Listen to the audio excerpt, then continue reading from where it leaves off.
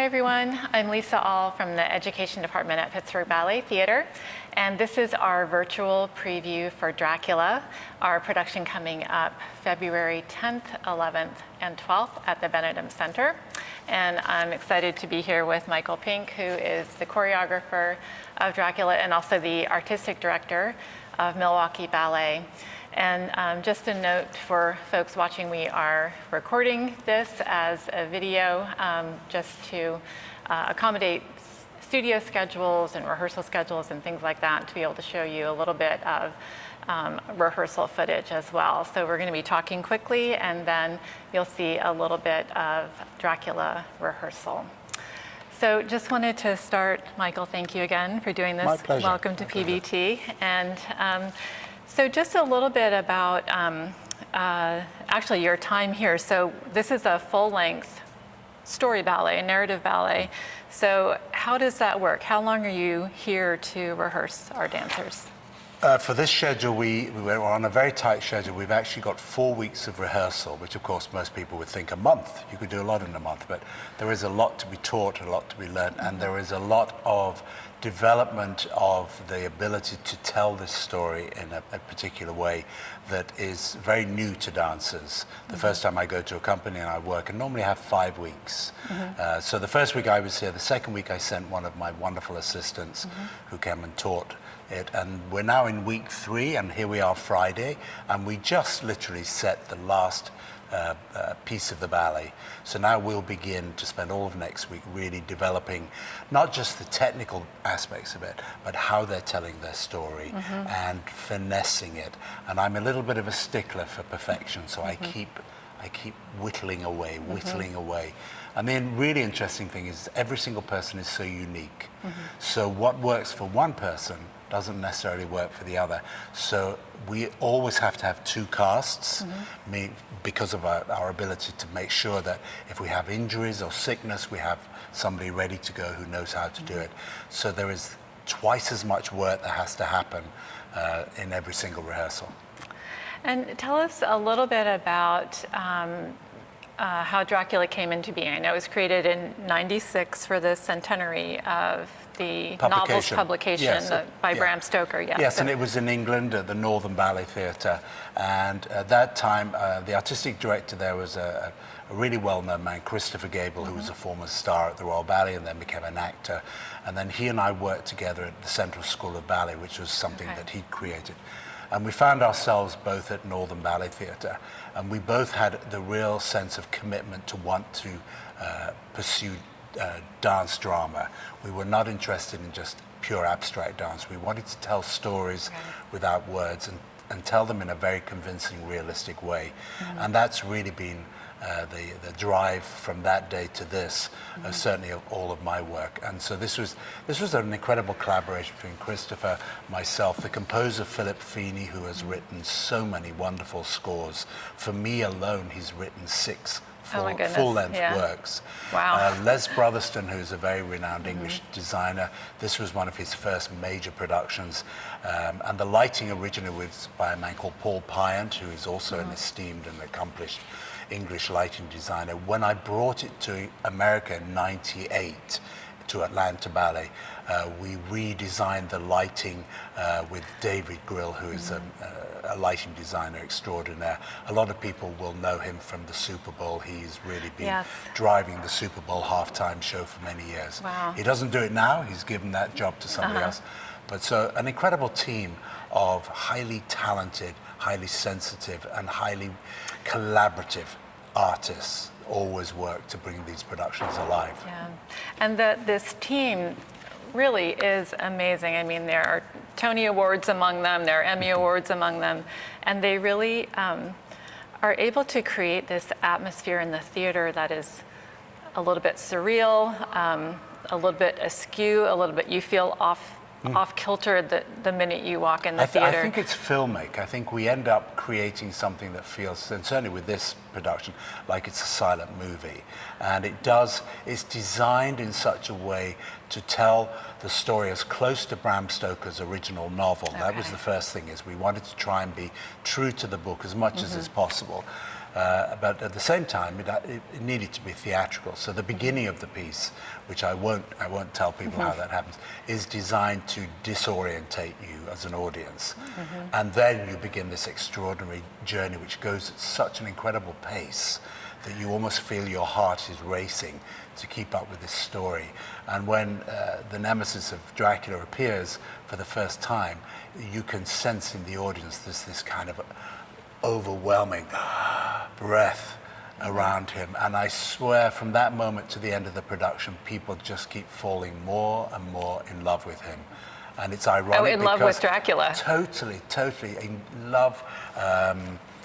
Obsessed. I think guys just think, I wish I could be like that. And ladies think, I wish my husband could be like that, or my boyfriend. But it's an extraordinary thing. It really, and I think that speaks to why there have been well over 200 movies made about vampires and Dracula in particular. Yeah. So he's a superstar. He's a superhero of sorts. And it's strange because it's against all sort of religious ideals. Right. Yeah. And what he does is not exactly is kind to people. So, but this production is 25 years old and has enjoyed incredible success, and I've had the privilege of taking this production around the world and staging it on other companies. So I'm delighted to be here in Pittsburgh. Oh, we're thrilled, I think eventually I'll be happy when he's performed in every single city in the world. Well, so how close were you able to stay to the original book? I mean, the book is written as in a series of letters and journal entries and newspaper articles. So how do you translate that into a ballet? I think with all of the novels that we've worked with and I've worked with, is the key thing is taking out the things you can't really say in non-verbal theatre. And the obvious ones are, it's when you're talking about relations between people, it's hard to get into the minutiae of saying, this is my second cousin and this is my auntie and this is my uncle. So there is that need for slightly broader brushstrokes in deciding which characters are going to play in the story. 19th century literature is notorious for being male heavy. When we think of all the Bronte novels, all of the Frankensteins, all of those things, there's an awful lot of named male characters and one or two heroines. So there was a choice there as to, can we have all of those characters? Do we need all those characters? We decided not. There are two doctors, Dr. Van Helsing and Dr. Stewart. We combined those into one Van Helsing character. And then just reading through the story and saying, okay, this is happening, how do we need that, do we want that, and will it help advance the story? And the big change for us was at the end in the book, Dracula is chased all the way back to Transylvania, and as he's nearing his castle and safety, the sun comes up and he's defeated. That was going to be theatrically very difficult to create on stage. So we end the production in Carfax Abbey, which is the church, the crypt in England, where in the book he buys it and he comes to England to be able to feed off of virginal English blood, as well as meet Lucy Westenra, who is the heroine in Act 2, and then Mina Harker, who is our main heroine in Act 3.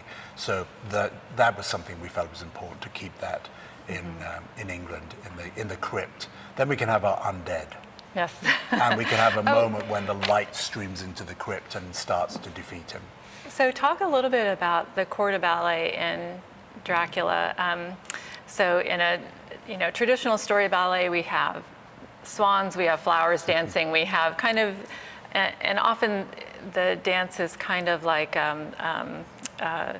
just a secondary part of the part of the ballet, a distraction. Yes, right. So talk about your use of the corps in Well, again, Dracula. every single person in this story and every single person on stage is playing a role within the story. There is no need for these secondary roles. So one of the keys to success here is to find a true justification for why you're doing what you're doing. We go from London to Transylvania, where in the book, Jonathan Harker meets these Transylvanian villagers who are performing a ritual on All Souls Night, which is to keep the spirits under the ground. And they do this by dancing and creating circles, and they're pounding the earth to keep the evil spirits at bay. And then it evolves into them finding out that their children are systematically being devoured by what they believe is a wolf.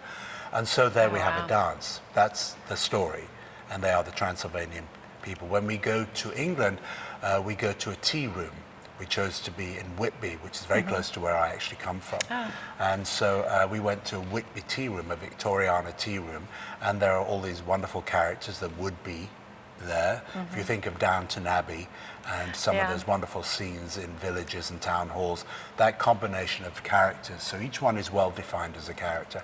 And they're at a tea dance, so they're performing a tea dance, and we tell their relationships with Lucy through that. And the undead at the end is, they are the undead that rise and seek to be fed by Dracula. So all those three major, what we might call corps de ballet numbers are key parts of the story. So they offer incredible challenge choreographically for every single member in the company. And arguably they do probably a lot more dancing than some of the principal characters. Oh, wow, interesting.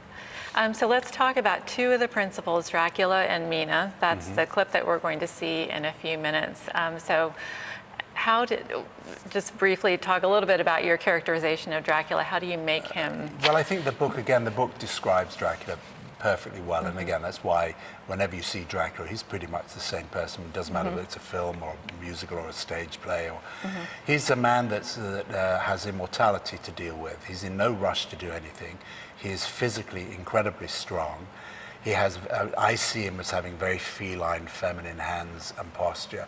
And he basically uses, and Stoker explains this a lot, the whole mind transferring of hypnotizing people. He gets inside their heads just by the way he looks. And he doesn't even speak in the book. He says very, very few words. So he's a perfect candidate for a male lead in a ballet.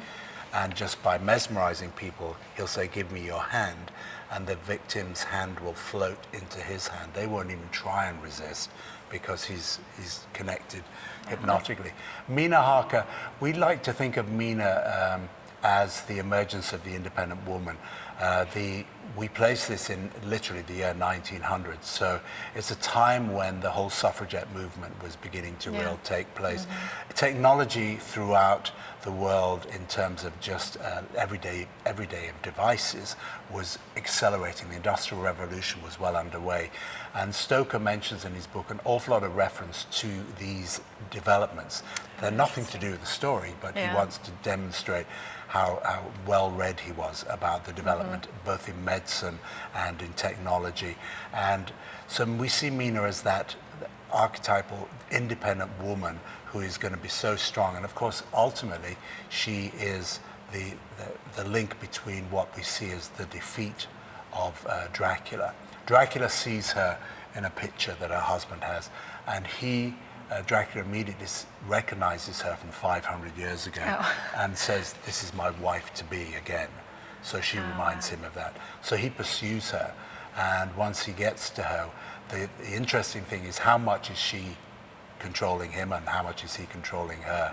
And the duet that you will see is a struggle between him dominating her and then losing a little bit of control when he suddenly looks like a bat flying and he undulates because he doesn't know whether to kiss her or bite her.